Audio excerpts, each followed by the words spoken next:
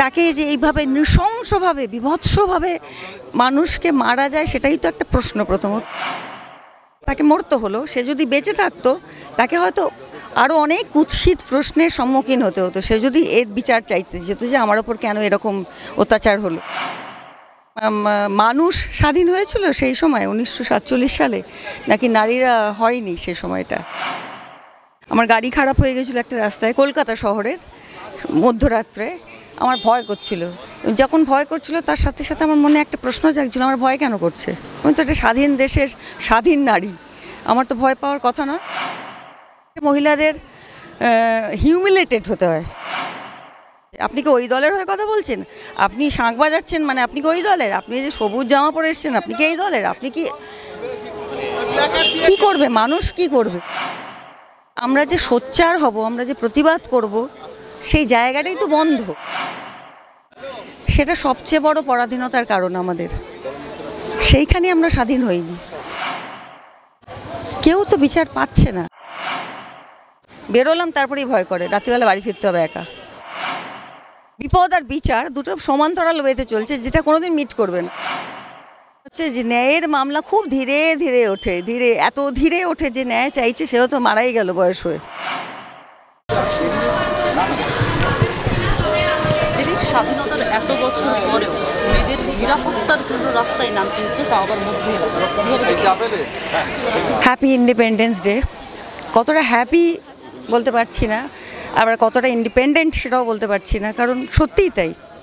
এখনও পর্যন্ত যদি আমাদের স্বাধীনতার জন্য আলাদা করে লড়াই করতে হয়, তার মানে আমরা কি মানে নারী পুরুষ নির্বিশেষে মানুষ স্বাধীন হয়েছিল সেই সময় 1947 সালে, নাকি নারীরা হয়নি সে সময়টা?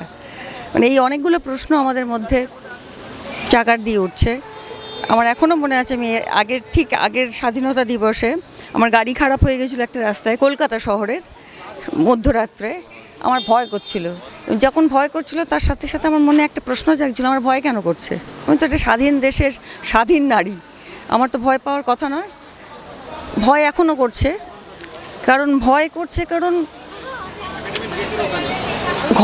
দুর্ঘটনা নানা রকম কিছু ঘটতেই পারে, কিন্তু তারপরে বিচার চাওয়ার ক্ষেত্রে যে প্রহসন ঘটে এবং তাতে যে হিউমিলেশন তৈরি হয়, এবং অর্ধেক কেন, আমি বললাম 90% ক্ষেত্রে মহিলাদের হিউমিলেটেড হতে হয়। এক অত্যাচার তো হলোই, যে মহিলাটিকে আজকে, সে তো আমাদেরই মধ্যে কেউ একজন হতে পারত, আমাদেরই মধ্যে কেউ একজন। সে তাকে যে এইভাবে নৃশংসভাবে বিভৎসভাবে মানুষকে মারা যায়, সেটাই তো একটা প্রশ্ন। প্রথমত তাকে মরতে হলো, সে যদি বেঁচে থাকতো তাকে হয়তো আরও অনেক কুৎসিত প্রশ্নের সম্মুখীন হতে হতো। সে যদি এর বিচার চাইতে যেত যে আমার ওপর কেন এরকম অত্যাচার হলো। সেটা সবচেয়ে বড় পরাধীনতার কারণ আমাদের। সেইখানে আমরা স্বাধীন হইনি। মানে আমরা যে সোচ্চার হব, আমরা যে প্রতিবাদ করব, সেই জায়গাটাই তো বন্ধ।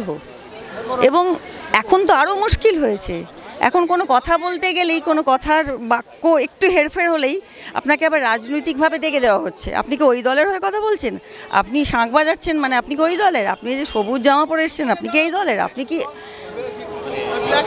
করবে মানুষ, কি করবে সাধারণ মানুষ, কি করবে? মহিলা পুরুষ নির্বিশেষে আমি বলছি যে প্রত্যেকে অসহায়। আজকে যে দিনের পর দিন একটি ছাত্র যাদবপুরে চলে গেল, তার বিচার হয়েছে? সে তো পুরুষ। কেউ তো বিচার পাচ্ছে না। মানে এটা কতদিন চলবে একসঙ্গে? এই যে আজকে আমরা পথে নেমেছি আমাদের এই একাডেমিতে, আমাদের নাট্যচর্চার ক্ষেত্রে, এই নাটকের মধ্যে দিয়ে আমরা অনেক কিছু বলার চেষ্টা করি, অনেক প্রতিবাদ জানানোর চেষ্টা করি, দর্শকরা দেখে, হাততালি দেয়, ব্যাস ওই শেষ। বেরোলাম তারপরেই ভয় করে, রাত্রিবেলা বাড়ি ফিরতে হবে একা। দিদি, আজকে যারা এসেছে বিভিন্ন প্রান্ত থেকে, তারাই যে সেফলি বাড়ি ফিরতে পারে, এটাও তো একটা সেটা সবচেয়ে বড় প্রহসনের জায়গা। মানে সেটা আমি বলবো না, সবচেয়ে বড় জোকস হয়ে গেছে। সাইমালটেনিয়াসলি বলছে রাত দখল করো নারীরা, আর তার পাশাপাশি একটা মেসেজ আসছে, এই ফোন নাম্বারে ফোন করবেন, দরকার কোনো যদি বিপদে পড়েন তাহলে ফোন। মানেটা কি? মানে এটা কি হচ্ছে? মানে আমি কন্ট্রাডিক্টরি হচ্ছে না ব্যাপারটা? যে একটা আমরা রাত দখল করব বলে প্রতিবাদ করতে নেমেছি, সেখানে আবার ফোন নাম্বার দেওয়া হচ্ছে, যদি বিপদে পড়েন তাহলে এখানে ফোন করবেন। এই দুটো পাশাপাশি চলছে। বিপদে পড়তেই পারে। তার মানে বিপদ আর প্রতিবাদ সমান্তরালভাবে চলছে, যেখানে কোনোদিন মিট করবে না। বিচারও তাই, আমার মনে হয় বিচার আর প্রতিবাদ, বিপদ আর বিচার দুটো সমান্তরাল ওয়েতে চলছে, যেটা কোনোদিন মিট করবে না, পাশাপাশি হাঁটতে থাকবে।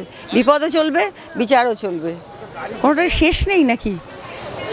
আমি আজকে যে রাত জাগা নারীরা রাস্তায়, মানে শহর জেলা বিভিন্ন প্রান্তের নারীরা রাত জাগছে রাস্তায়, এটা কি মানে একটা পার্মানেন্ট সলিউশন হবে?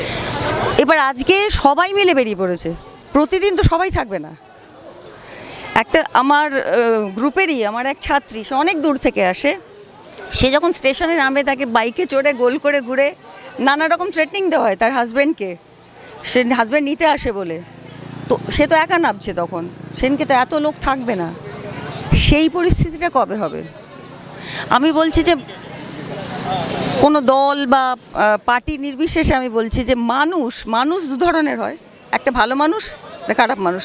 কোনো জাতি, কোনো ধর্ম কিচ্ছু নেই, দু ধরনের হয়। একজন দুর্বৃত্ত, সেই দুর্বৃত্তরা, আর একটা ভালো মানুষেরা। এই দুর্বৃত্তটা তো থাকবেই।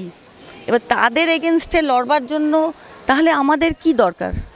আমাদের সেই ক্ষমতা দরকার যাতে আমরা তাকে শাস্তি দিতে পারি সেই মুহূর্তে। সেই নিয়ে আর কোনো প্রশ্ন না, সে বিচারের পর্যায়ে পড়লেই তো মুশকিল। আমি রিসেন্টলি ঘাসিরামে একটা ডায়লগ বলেছি, ওই ন্যায়াসা বিচার হাড়ু হাড়ু বোম্বালা, মানে যে কোনো মামলা, ন্যায়াসা মামলা হাড়ু হাড়ু বোম্বালা, মানে হচ্ছে যে ন্যায়ের মামলা খুব ধীরে ধীরে ওঠে, এত ধীরে ওঠে যে ন্যায় চাইছে সেও তো মারাই গেল বয়স হয়ে, সে আর দেখে যেতে পারলো না। সেই পর্যায়ে আমরা দাঁড়িয়ে আছি। তো এই পর্যায় থেকে কি আমাদের মুক্তি আছে?